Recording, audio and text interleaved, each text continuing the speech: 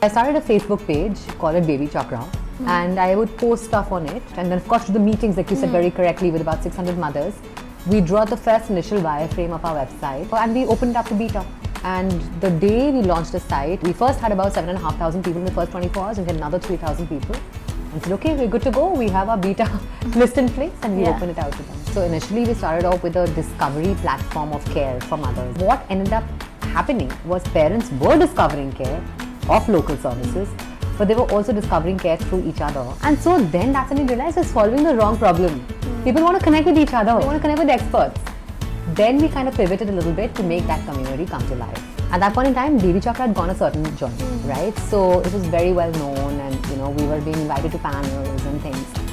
And the Facebook India team got in touch and said that we want to invite you for a meeting with Mark Zuckerberg. So that's how I landed up in the Valley to meet him and talk about what we were building at BabyChakra and the communities we were building. I met someone and they basically looked at me and said, but what happens to the company when you become pregnant? And that caught me completely off guard because I wasn't anticipating that question. I mean, first of all, it's politically super incorrect, but secondly, like, what are you talking about? I'm super ambitious, I'm super driven, I'm here pitching before you, and I left the room.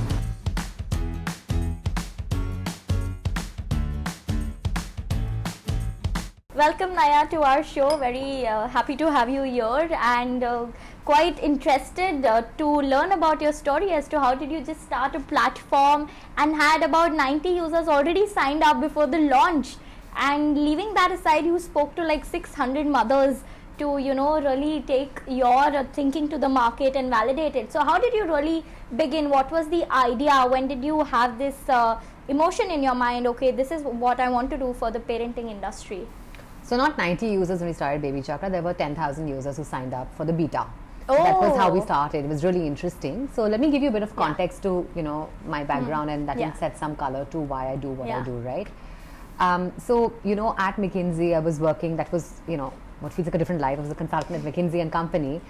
I worked extensively in maternal and child health, and that became a passion for me. And I think what I learned from that experience was that when how women learn is that they learn through communities, right? So if you look at it and how we've all traditionally grown up, right? We've grown up with bhabis, mother-in-laws, friends, all of these folks coming together to help our moms out, or, our friends and family out with how to go through pregnancy and parenting in a meaningful way.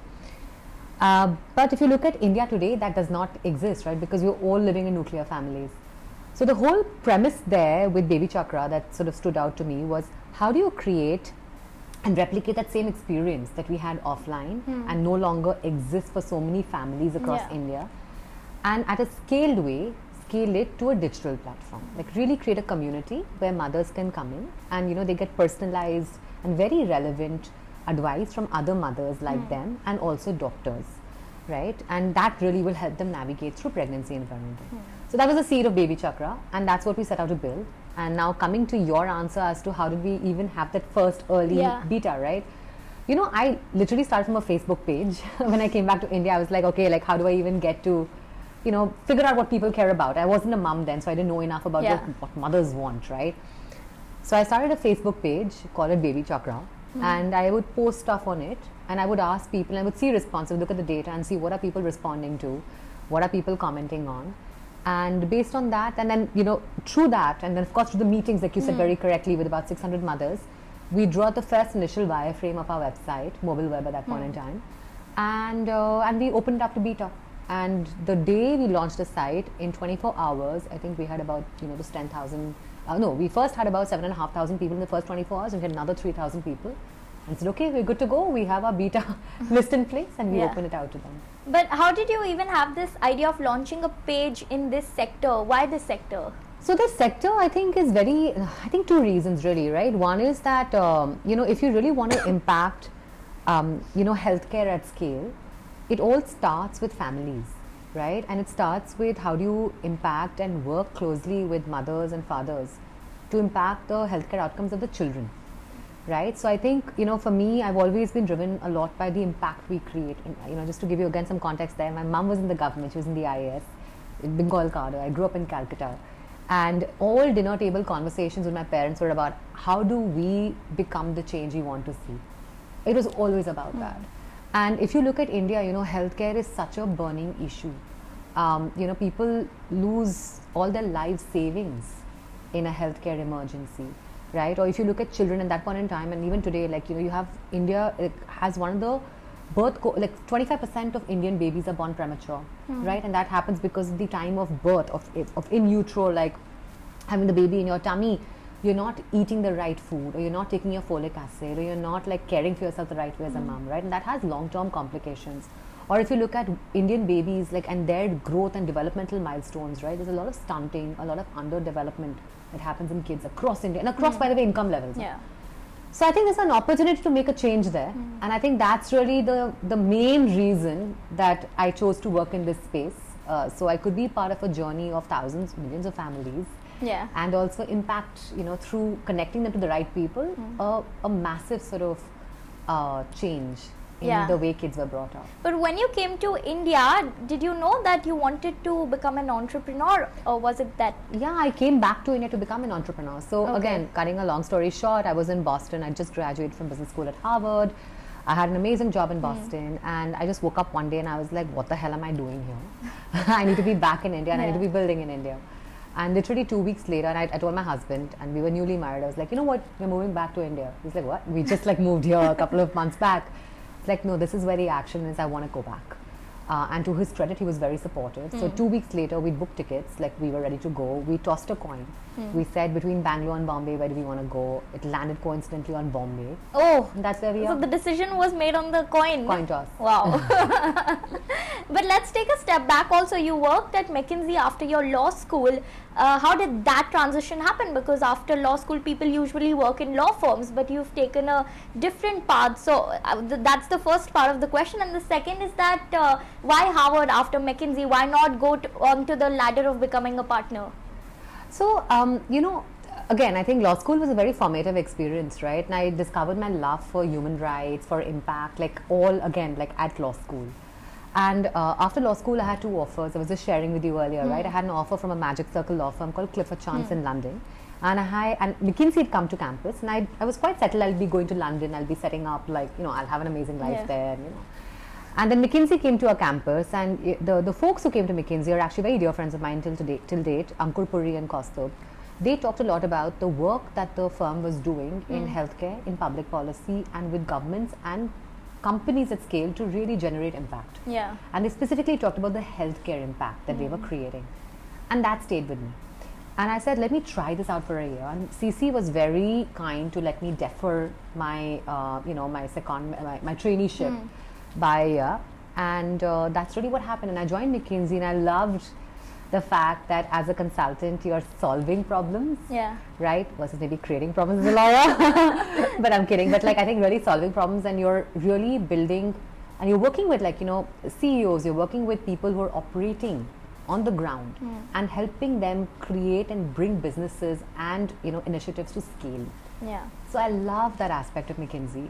And, at McKinsey, I worked in all sorts of healthcare. So I worked with Ramalinga Raju's foundation and scaling 108, the ambulance service, from one locality of Hyderabad to about 10 states. Okay. Then worked with the government of Egypt, worked with the Public Health Foundation of India, so worked with the Gates Foundation and the maternal and child health strategy for India.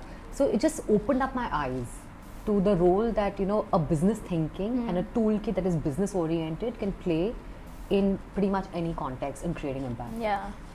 But then why not continue in that field? Because, first of all, it was Harvard. So, I applied to business school. I applied to, I think, 3 business schools. I applied to Harvard, Stanford and Columbia. And when I made it to Harvard, I was like, this is amazing. It's like a dream come true for many of us, right? Correct. Growing up in India and middle class families, being a really bad student and making it to Harvard. So I think one was, of course, just the fact that I would go to a place which, of course, is an amazing business degree, but also is part of an ecosystem, right? So you have Harvard, but you have Harvard undergrad, right? You have Harvard Design School, you have Harvard School of Public Health, Harvard Med School, the Kennedy School of Governance, right? So in one go, in those 2 years, you're pretty much packing in exposure to all of these different amazing schools. Right, and meeting amazing people. Yeah. So I think that really made sense to me. And I think the second thing was I also got 2 scholarships. So I knew I could afford the Harvard education. Otherwise, it is expensive, right? And for a middle class kid like me, it's not something I would normally, I would have to think like 15 times before even thinking about going. Yeah. So I think I got very lucky. But while working at McKinsey, you had in mind to do your MBA, or it just happened on the go? Yeah, so I think that became like a more of a career path. So once you're in consulting, right? People typically do business school after consulting, or they stay on in McKinsey, but that's very rare actually. Yeah. People actually do business school for 2 years and they come back and join McKinsey again, or they come back to consulting again. Yeah. So business school seemed like a natural trajectory. Yeah. I think what really, of course, spun the decision in that favor was the fact that it was an amazing institution. Got it.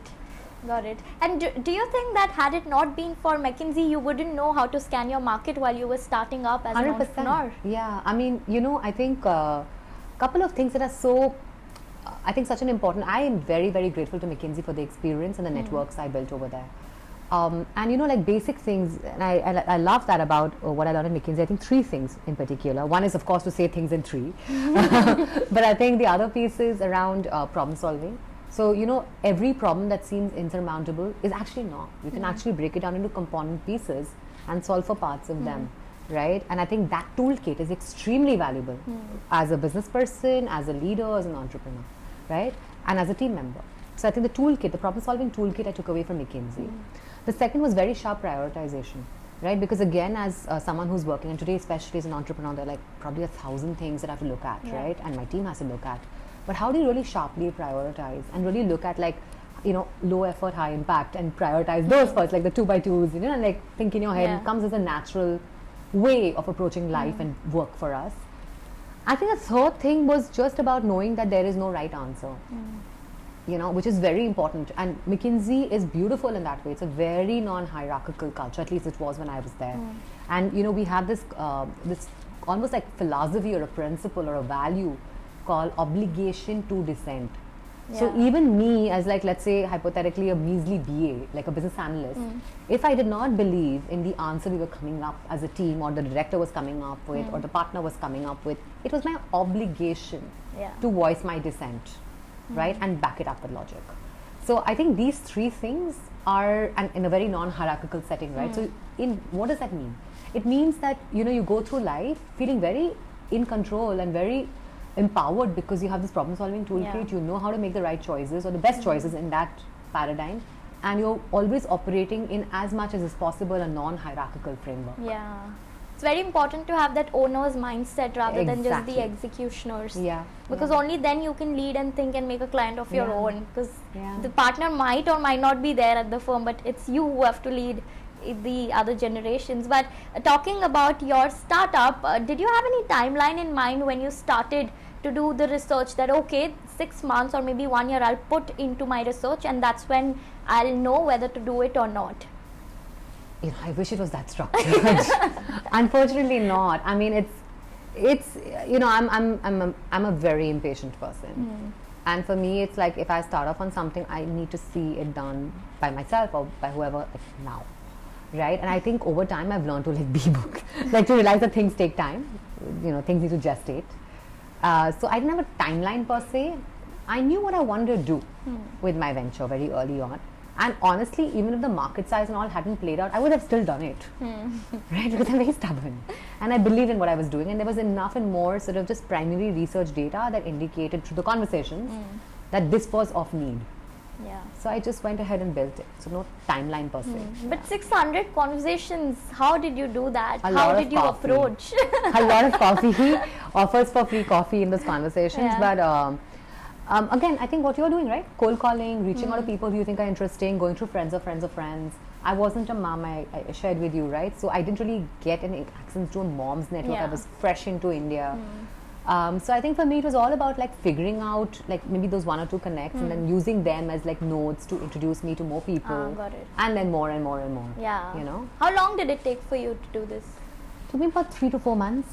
Okay. Yeah. And were you doing it individually or you had a co-founder back then? I had a co-founder. He's a very dear friend still. He had to leave a year into the business because, he was getting married and, starting up, you don't have any money to pay yourselves, right? It's very tough. But at that point in time, he was very much an ally with me. And we would do a couple of these coffee chats together. And, I think it was great to have that, energy and to have that person to, bounce off ideas with and to really reflect. Right, and just making it more real, because I'm all visualizing it in my head as to how it happened. So how many team members did you have back then when you just started? It was only Mitesh and me, my co-founder and me. And in fact, let me tell you the story. So we said, okay, now we need an intern, or we need someone to basically do data entry for us, right? And we put up an ad or something on one of these Naukri.coms or whatever, and then we said, here's where you come, which was basically my home. Okay. We met a bunch of people, and no one joined because they were like, this is really shady. And then this lady lands up finally, and she rings the bell, and I open the door. She's like, I will tell the police about you. You are scamming people. You are calling them into your home. What are you going to do? Oh my God. And I was like, well, it's an interview. You can come and sit on my sofa. And to cut a long story short, she is still with us. Okay. So this is 7 years. Naiyya Nanavare. So she joined as a data entry analyst. We taught her Excel. We taught her Facebook. She met her husband on Facebook eventually, met him on Facebook and married him. And now she's heading our entire doctor relationships team. Yeah, but it's, there's a saying that it's very difficult to convince your first talent also. Investors come later, but how do you really convince the other person to join your team? Because it's just the raw idea that they will be working on. So how is it that you convinced her, that too at a position when she was doubting what you were doing? Yeah, I think, the kind of folks that if people are reaching out to you knowing that you're a startup, it's a very different kind of mentality as well, right? I mean, they know they're up for a lot of risk, and they're up for a lot of learning. And a lot of self-selection happens in that process. So if you're very upfront and transparent, saying, listen, we're very early stage, but we're trying to go do our best to try to figure it out, right? And we want people who want to figure it out and be on this journey and adventure with us, right? I think people are up for that. It takes a bit of vetting, but mostly people find you also, right? And then self-select to come to you. So I think, and it's also about getting the word out a lot, right? So after her, then, we moved to an accelerator program in the Bombay Stock Exchange, and then that got us some more team members. Then we did a bunch of programs like the Google Accelerator program, or we got featured on Facebook, etc. So then there was a lot of inbound as well for people saying this is a company that looks like things are moving really interestingly for. Yeah. So I'd like to be part of that journey. But at what stage did you start getting recognized? Till where was the business? I think the second year onwards, right? The first year was extremely lonely. And I think the second year we raised our angel round from a bunch of marquee angels, and I think that's when we got a bit of press, and then of course as entrepreneurs you're always hustling to get the word out. Yeah. So putting applying for Google, applying to Facebook, and really sharing the stories wherever possible. I think all that happens, right? That's part of the grind. Yeah. So I think the first year was the loneliest. Correct. I think the second year is when things started looking Yeah, up. but a lot of entrepreneurs might be listening to this conversation, and it's very difficult to build your first 5 or 10 member team. You talked about the first one. Do you mind sharing how you got other people also, or was it through the accelerator only directly after that? No, so I think what ended up happening was we moved to the accelerator, the three of us, right? Mitesh, Naiyya and I. Yeah. And we literally just three of us. How just did you moved get in. to know about that accelerator? So it's interesting. I think it was it's a Canadian accelerator, in partnership with the Zone Startup, with the Bombay Stock Exchange, called the Zone Startups. And I remember reading about it in the press somewhere, and I remember trying to figure out. So I got in touch with the person from Canada on LinkedIn, and I messaged and said, I want to be part of this. So then she introduced me to the people who were running it in India, and I went for an interview, and then we made it. So that's how that happened. Yeah. Hustling, putting yourself out there, and LinkedIn, and I think we were in a nice space. It was on the 18th floor of the Bombay Stock Exchange, beautiful views of the sea and the ship and the gateway and all the other stuff. But more importantly, a network, right? So there were a lot of other startups there that were amazing ventures, young ventures. So we'd ask their team members if you were hiring for an Android developer, or if you were hiring for, let's say, a website developer, or we were hiring for a content person. We'd ask through those references. So I think, through referrals is how we made our first set of hires. And another interesting story. So we'd outsourced our website development to this very small website development firm in, I don't know where it was, like really small firm, right? But the person who was actually doing the development for us, right, was this really, really sharp guy. Yeah. And we loved working with him. Literally I would sit and work with him, right? His name is Zaheen. And he was very quiet but really talented. So we basically poached him from that place, and he came and joined us, and he's still with us. So how did you get him out of there? So it's again very interesting. So we put out a post saying we're looking for a website developer who understands backend and then I think we got an application from him. And we're like, is this the same Zaheen? Oh. And then we basically reached out saying, Zaheen, are you interested? Because we are very interested. Yeah. He's like, yeah, maybe. So then we were like, no, you are to come. He came and I mean, like, and then, the cool thing was, and I feel really happy for those moments. Again, I think when we went to the Google Accelerator program in the Valley, we were one of the very few Indian companies chosen for it. We actually got Zaheen got his passport made. And he got his visa made for the US. Okay. So literally, like he didn't have a passport before. He got his passport, and then he got an American visa to make it to the Google program in the Valley, which was like amazing, right? So he's come a long way with us as well as his Nana. So I'm very grateful. I think early teams are special. Yeah. It's a lot of gratitude I have to them to be part of this journey with us. I'm very lucky to have them. Yeah, wow. While you were speaking of this story, I literally got goosebumps. I mean, how can this really happen to a person? From what to where can they go just through commitment and hustle? Yeah. But speaking of your pitch initially, I'm sure it got improved throughout the years. How was it that you explained BabyChakra to the accelerator program that they took you in, and from there on the journey began? We went through a bunch of evolutions of BabyChakra, of course, right? So initially we started off with a discovery platform of care for mothers, right? So almost like imagine like a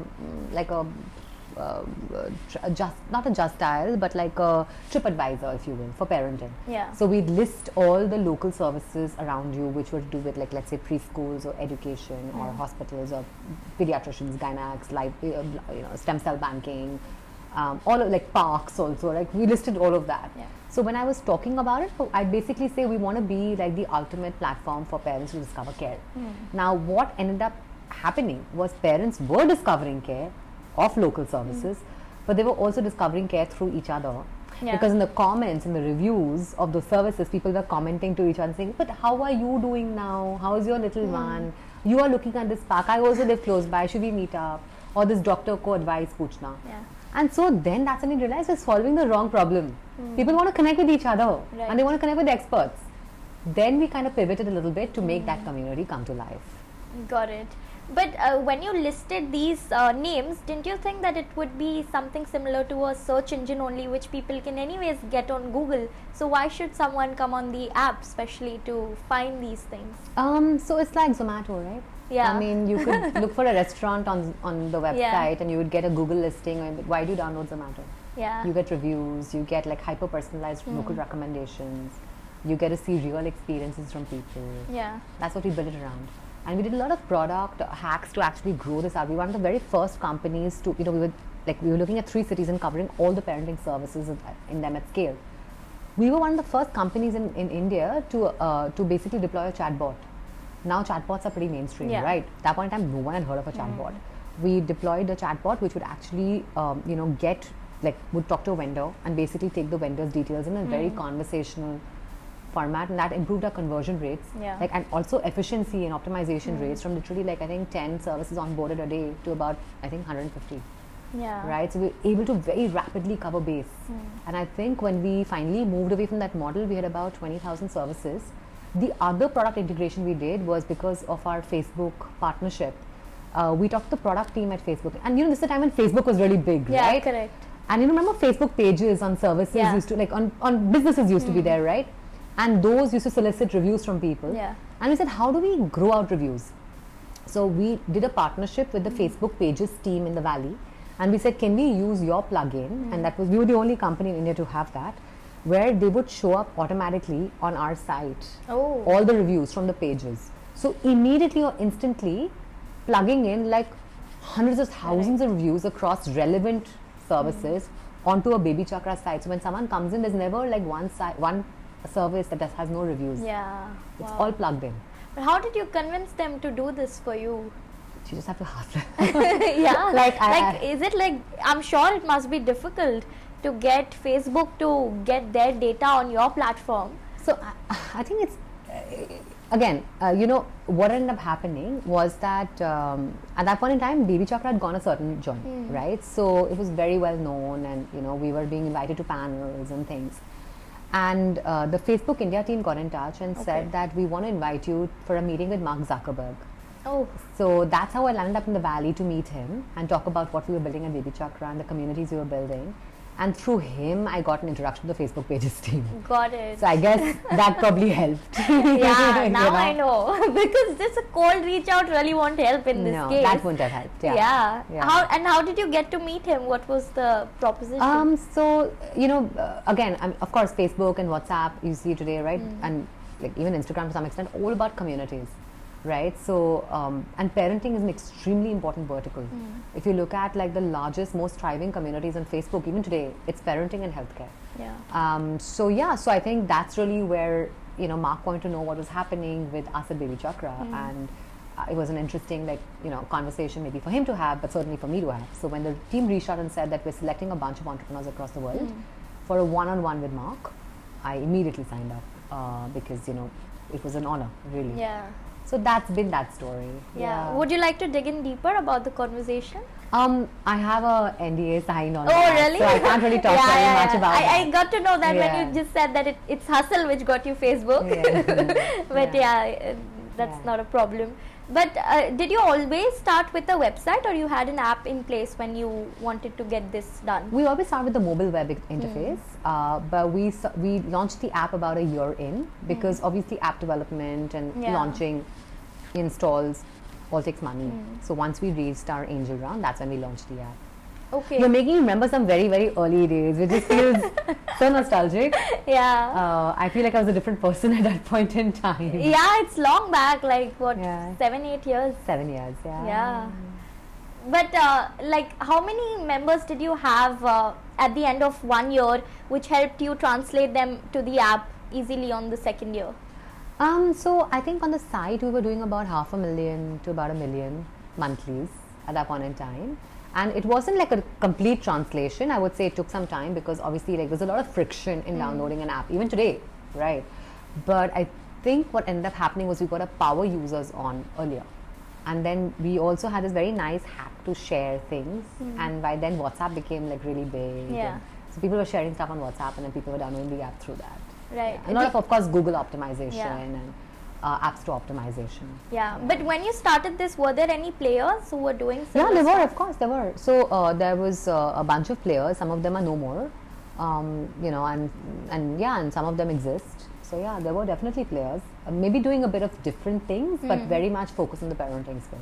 Okay. How did you get the confidence that, okay, fine, I agree that there are players, but I'll still make my mark? How did you have that? I was very convinced, I think, because I felt there was still a problem to be solved, and we wanted to solve it. And I think I have an amazing team. So if you have the confidence in your team, you have the confidence in that you will reach your mission, right? So, and also we're getting great feedback from parents and mums all over. I mean, there's so much.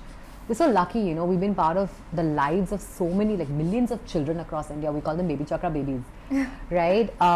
And even today, we would get cakes people would send cakes to us saying it's my child's first birthday, and they would have like a BabyChakra heart on it. Wow. They would send us photos. Like, I'm not kidding. We used to get like birthday party invites, and my team was like, "Hum jayenge." I'm like, "Koi nahi ja raha, aap yahan please baitho, kaam karna hai," right?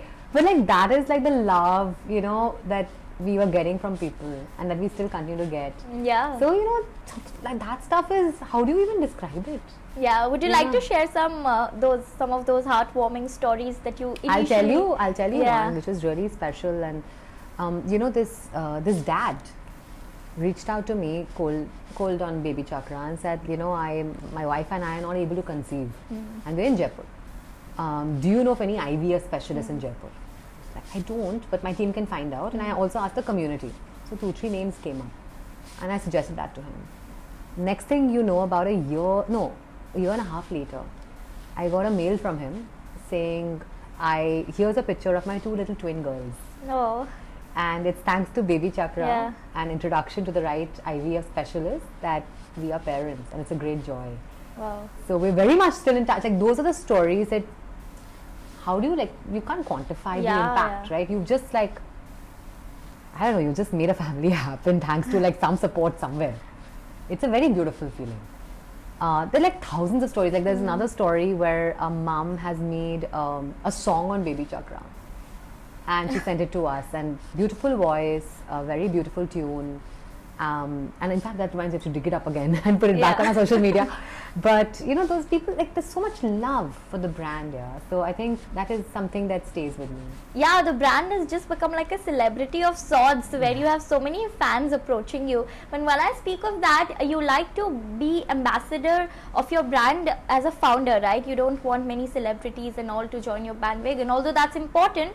But do you think that CEOs are today becoming the face of their brands, or all preferring to That's a great question. I think it depends on what you want, right? And I don't think there's an answer that only the CEO should be the brand ambassador. I actually think the people who are using the brand are the best brand ambassadors, by the way, right? So if the mums go out and they talk about the brand, and the doctors who are on our community go and talk about the brand, that for me is the best brand evangelism ever. Second level, I think, is obviously, like, I mean, it's amazing when celebrities and influencers become part of this journey, right? I think it's fabulous because they have such a big audience. It's great to have the word out through them. You know, I think for me, however, like the reason I did like the Label Pado Moms campaign, which you're referring to, right? Where we, you know, as a mom, I do read the label of the products I use. And about 4 months back, we launched BabyChakra products in the market, right? Which is India's first artificial fragrance-free and phenoxyethanol-free brand. Because what we realized was the products in the market that exist today, even the so-called natural ones or the so-called, you know, whatever, like, I mean, doctor tested ones or whatever, right? If you look at the label, I mean, honestly, there's stuff that should really not be on our skin, and certainly not our babies and kids' skin, right? And there is a need for massive awareness on this, massive awareness, right? Even very highly qualified and educated men and women do not understand what they're putting on the children's skin. So when we set out to build the products out, we actually took about 1.5 years to formulate the right formulations. But if you read any BabyChakra product, right, on the label, you go through any sort of EWG scores, made safe certifications, etc., right, you will not find a single toxic product there, like toxic ingredient there, or even something that might be safe. You might find in other baby products like phenoxyethanol or not, but we would never put it in. Yeah. So that's the campaign. I really said, listen, it means, because this is something I have a 3.5-year-old, right? It means the world to me to have other parents know that how important reading the label is. So when my team said, let's do this video, I said, sure. So yeah, we did a video called Label Pado Moms, and we'll do a Label Pado Dad soon, but definitely moms. And and I think that took on a life of its own. You know, it just went pretty much viral. Not like crazy viral, but definitely well viral. I think we're close to about 1 million views now organically. We had like Sunil Shetty comment on it. We had like all the other celebs like comment on it and say this really is true. This is important. I'm like, how did you get to know about this? This is amazing.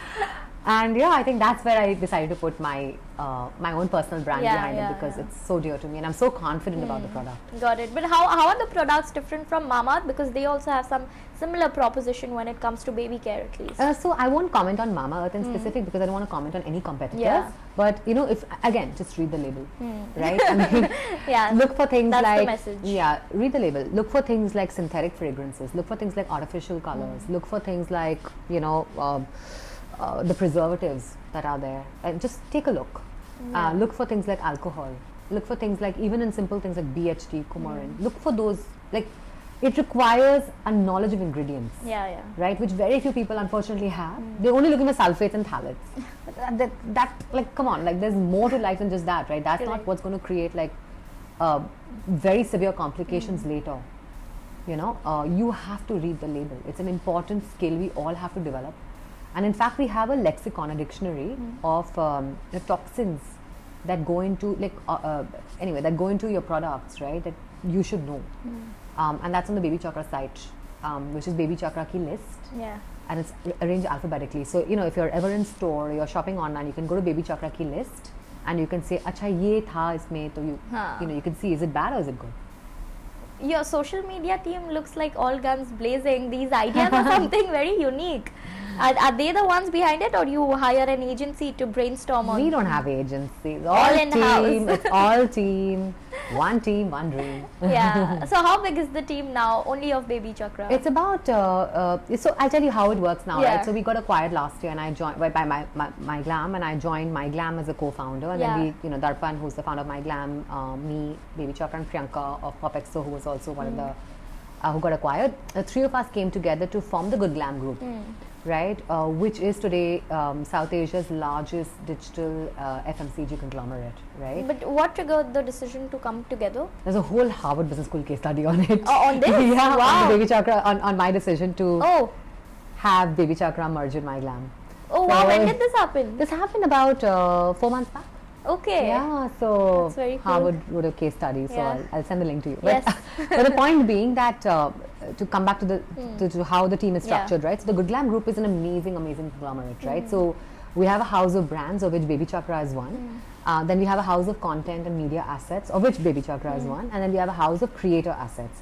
We're also building out a house of communities, right, for so different much brands. To take in. Yeah. So what we end up doing is the core BabyChakra team today, like who's only working on BabyChakra, is probably about 40-45 people. But then we have a lot of shared resources. Offline is completely shared, and it's amazing because for me to build out my offline retail team of, let's say, 2,500-3,000 people, why would I do that? So I'm just plugging into the group's assets. And we can scale offline very quickly, right? Or for instance, the tech team, which we have, I think, 150 people off in the group, right? They are also doing the tech for BabyChakra today, right? So that way we have a bunch of shared assets that we kind of dig into to grow our BabyChakra. Got it. And before that, how was it? How were you growing the team? How were you hiring? So we were about, I think, 70 people at that point in time. And then those people also, like the 30 people got absorbed into different teams, right? And I think that's how it would happen. And it's actually really wonderful because now, Zaheen, for instance, right?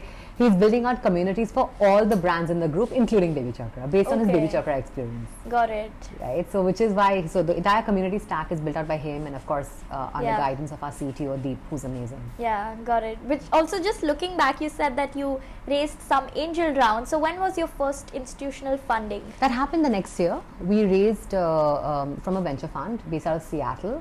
And that was our second round of funding, and we had the third and fourth round. So we had, I think, 4-5 rounds of funding. And then, so to answer your question as to why we decided to get acquired, it was basically because, we had two decisions, right? We were going to do another round of funding, or we would have joined hands, Darpan and I, to basically build out the group. And I went back to my board and I said, what do you think we should do? And they said, the decision is yours, which I was very grateful for. And, I think just the vision that Darpan articulated, and he's, I think, one of the most inspiring people I have met. I love building with him. But the way he, articulated the vision of saying that, let's build something really massive from India. There's so many international brands that come to India, and conglomerates like a Unilever or like, a P&G or whatever, like come to India. Let's build something out of India, right? That really resonated with me because that was always my dream. Like, let's build something for global impact. And so I chose that journey, and here we are. But you had your first international foray in the Middle Eastern market, right? Just happened this last quarter. Like last/this quarter. Why that geography to begin with? I think so. First of all, we have an amazing, head of international, Asad, and he understands that region very well. He's based in that region himself. And I think secondly, the GCC is a very beautiful launch pad for our future expansion plans internationally because it's close enough, yet far enough, close enough in culture also, but far enough in terms of geography. And I think it's a unique market, right? So, which is, I think, a great learning space for us and also a very valuable market when it comes to personal care and beauty. So I think that made sense. So that's why we decided to launch in the GCC. Got it. Just now, speaking of the investors that you have and have had, how did your first round of pitch go about? What challenges did you incur as a founder who's pitching to the first time to investors, and how did you really convince them to put money into your business? Because I think it's very difficult to do that, as many entrepreneurs also speak themselves. I am a big believer of nothing succeeds like success, right? So if you are just out there, you're showing the traction, right? You're showing continuous growth, and you're doing this in very frugal ways, right? People want to be part of your journey. And of course, I think the second thing you do is constantly learn how to do better in your pitches, right? So the more, probably all of us have probably done 100, 200 pitches and then gotten one deal happen, right? So that's part of the journey, and I think you learn over time. I think the only thing I would say, and that's a bit more specific to me as maybe a woman in woman entrepreneur, right, is that I did not account for some of the unconscious biases early on. Later on they go. I mean, not go, but like I think people are like, she's established herself, the company is doing well, so that happens. But at first, and I've shared this again in public before, but I'll share it one more time, is that I met someone and they basically looked at me and said, but what happens to the company when you become pregnant? And that caught me completely off guard because I wasn't anticipating that question at all. That question. I mean, first of all, it's politically super incorrect, but secondly, like, what are you talking about? I'm super ambitious, I'm super driven, I'm here pitching before you, and I left the room. So I think, so that's why, I mean, I was telling you before this interview as well, right? I'm super, super passionate. I would never say I'm a woman entrepreneur before, but I say it very proudly now. I would say I'm an entrepreneur, you know. I say it now, I'm a woman entrepreneur because I know women go through certain journeys which are not what men go through. And men go through their own journeys which women don't go through.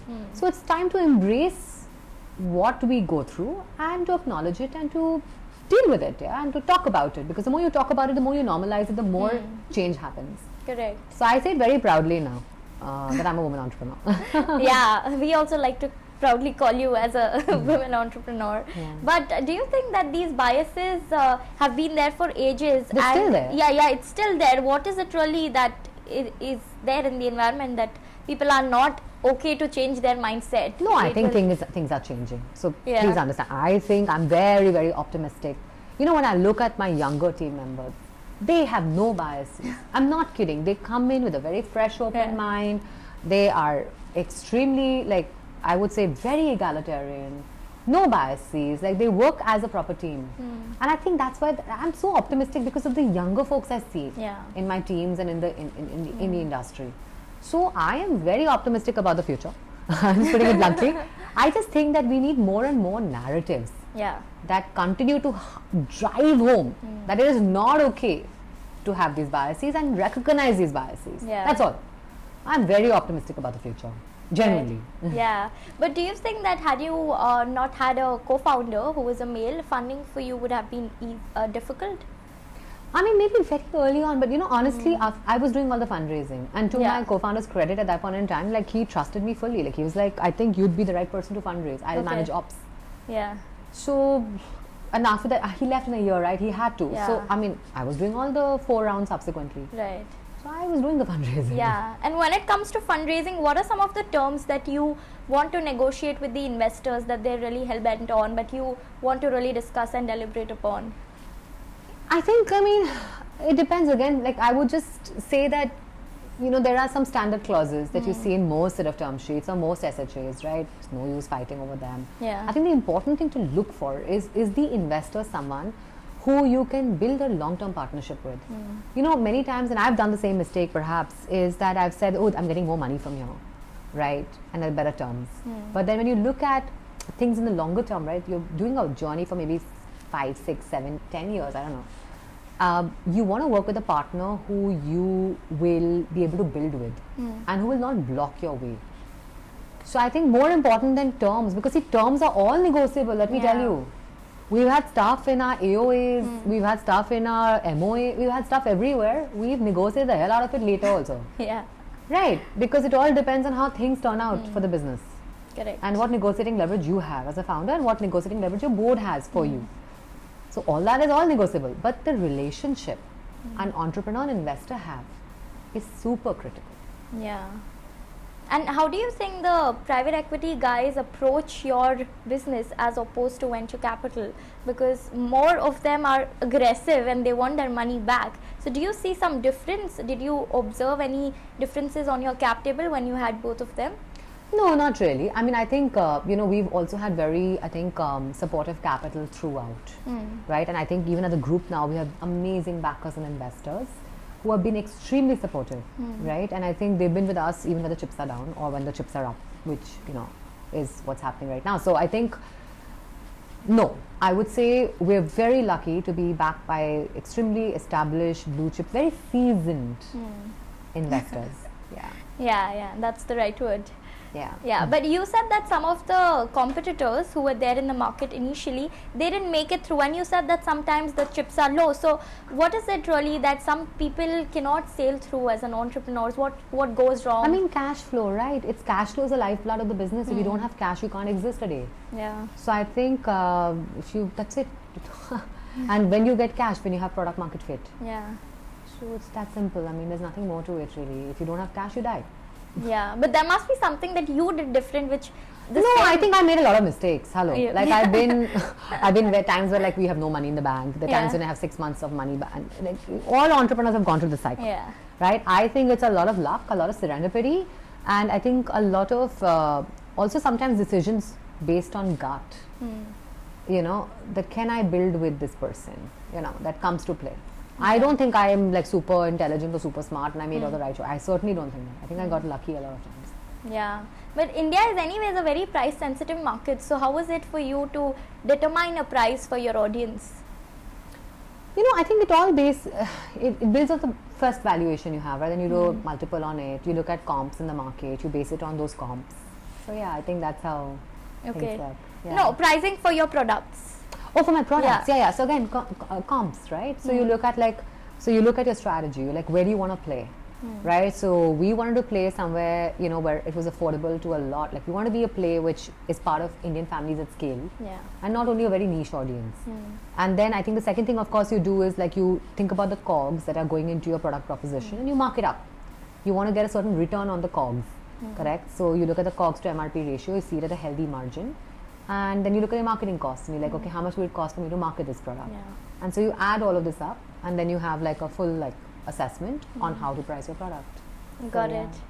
And the Good Glamm Group just recently became a unicorn. Last year, yeah. It was, how was the experience? It was insane. Like I was in, you know, after 2 years, 3 years, whatever, I was meeting my sister. I was in London to celebrate Diwali with her. My entire family was together. And it was the best Diwali present we could have asked for.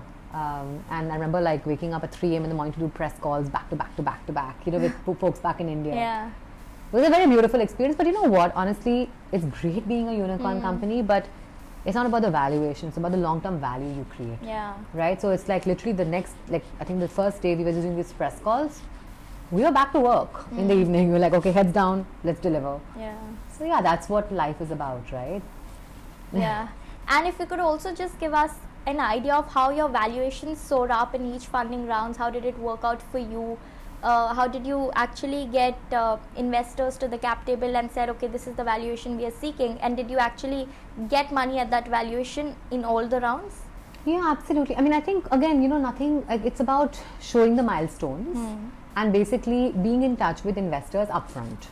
Right, and even when they're not part of an existing round, to keep them updated on how traction is moving. Yeah. Right, because then when you need to raise money, or you want to raise money, or you want to do something, you want to make an investment in something, and you want to raise money for that, you reach out to the right investors, and you're like, hey, you know, we've done all the milestones. We need to raise money for an XYZ acquisition or for an XYZ momentum, and that's when the conversation happens. Like, I'm constantly telling you, like, I think, you know, too many times this whole sort of fundraising journey is made into this big thing, and it's very exhausting. But I think that the thing to switch for most entrepreneurs is like, how can you find like-minded entrepreneurs, venture funds, who basically understand where you're coming from, who trust your judgment, and who want to partner with you for the long term. Yeah. If you find that, then it's easier to have that conversation. You were speaking of your investor from Seattle. So was it an inbound or inbound through a fellow entrepreneur?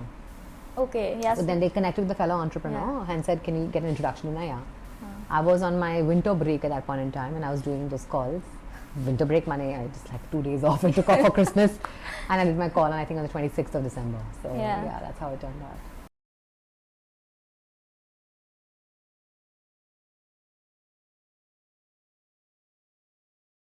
So I think being a mother has been a very joyful experience overall, and I love being a mother. I enjoy being a mother too, especially to my daughter Arya, because she's, I think, very special, as every mother thinks so. But has it impacted my life? I mean, maybe in some ways, right? I mean, it's not like I can, you know, I have to be back at a certain time for her to, you know, put her off to bed, or in the morning, I wake up in the morning much earlier than I used to when I was not a mom. But I think, the cool thing is that my mother's been a working woman, right? So I've grown up seeing that paradigm being very normal in my family, and Arya's seen the same. So like, I think one of her first words was BabyChakra, right? In her show and tell in her preschool right now, she goes with a BabyChakra lip balm and says, this is my show and tell, it's a BabyChakra lip balm, right? So I think it's a part of her life. Yeah. And I'm really grateful to share it with her. In the Label Pado Mom's video, Arya's there with me, right? And she came with her own version, three and a half. She came with her own version on how to, like, she was drawing something. It's very interesting. See the video? Yeah. But she was drawing something, and then, as she looked at me and she said, like, it's almost like uncovering something, right? Label Pado Moms, like, see the truth, right? And at the end of the video, there's a scene where she covers her face with her own drawing, and when I say Label Pado Mom, she just opens it out. Yeah. And it's like she's sharing this with me.